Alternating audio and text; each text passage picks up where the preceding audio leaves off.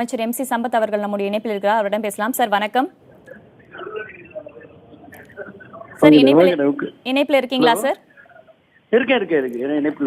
Sir, Cuddalore நகராட்சியில ஏற்கனவே நகராட்சி ஊழியர்கள் பாதுகாப்பு உபகரணங்கள் எதுவுமே இல்லாம கழிவுநீர் வாய்க்கால்ல வேலை செய்யறதா ஒரு தகவல் வெளியாச்சு. அதை நாங்க புதிய தலைமுறையில வெளியிட்டோம். அதுக்கப்புறம் நகராட்சி ஆணையர் பேசும்போது நிச்சயமா நாங்க பாதுகாப்பு உபகரணங்கள் வழங்குவோம் அப்படின்னு உறுதியளிச்சாரு. தற்போது அங்க வேலை செய்யற ஒப்பந்த தொழிலாளர்களும் பாதுகாப்பு உபகரணங்கள் எதுவுமே இல்லாம கழிவுநீர் வாய்க்கால்ல வேலை செஞ்சுட்டு வராங்க. இதுக்கு என்ன தீர்வு நினைக்கிறீங்க? இதுக்கு உங்களோட பதில் என்ன?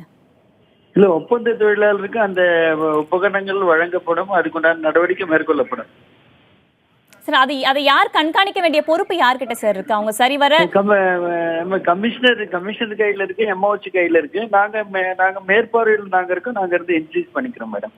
சார், கடந்த 15 ஆண்டுகள்ல மட்டும் சுமார் 800 தொழிலாளர்கள் இந்த மாதிரி கழிவுநீர் வாய்க்கால வேலை செய்யும் போது, கழிவுநீர் தொட்டியில வேலை செய்யும் போதும் 800 தொழிலாளர்கள் உயிரிழந்திருக்காங்க. இந்த அவலம் இன்னைக்கும் தொடர்ந்துகிட்டு இருக்கு.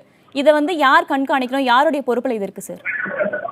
கடலூர் நகராட்சி பொறுத்தவரை நாங்க பாத்துக்கிறோம் மேடம். அது ஒப்பந்த தொழிலாளருக்கு அதே நடைமுறை பின்பற்றப்படும். உபகரணங்கள் அந்த அவங்களுக்கு வேண்டிய உபகரணங்கள் வழங்குவதற்கான நடவடிக்கை மேற்கொள்ளப்படும்.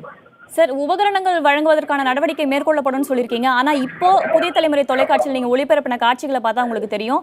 இப்போ பல தொழிலாளர்கள் கைகள்லயும் கால்கள்லயும் பாதுகாப்பு உபகரணங்கள் எதுவுமே இல்லாம தான் வேலை செஞ்சுட்டு வராங்க. அப்படி இருக்காது மேடம், அப்படி இருக்காது, அப்படி இல்லை. எந்தெந்த இப்ப நகராட்சியை பொறுத்தவரை நாங்க மேற்பார்வையில இருக்கோம் மேடம். நாங்க பாக்குறோம் என்ன இந்த கமிஷனர் அன்னைக்கு உடனே பண்ணிருக்கிறாரு. அதுக்கு மேற்கொண்டு யார் யாரு விடுபட்டு இருக்கோ விடுபட்டு கணக்கெடுத்து அதுக்குண்டான வழிவகை என்ன பண்ணணுமோ அது பண்ணுவோம் மேடம்.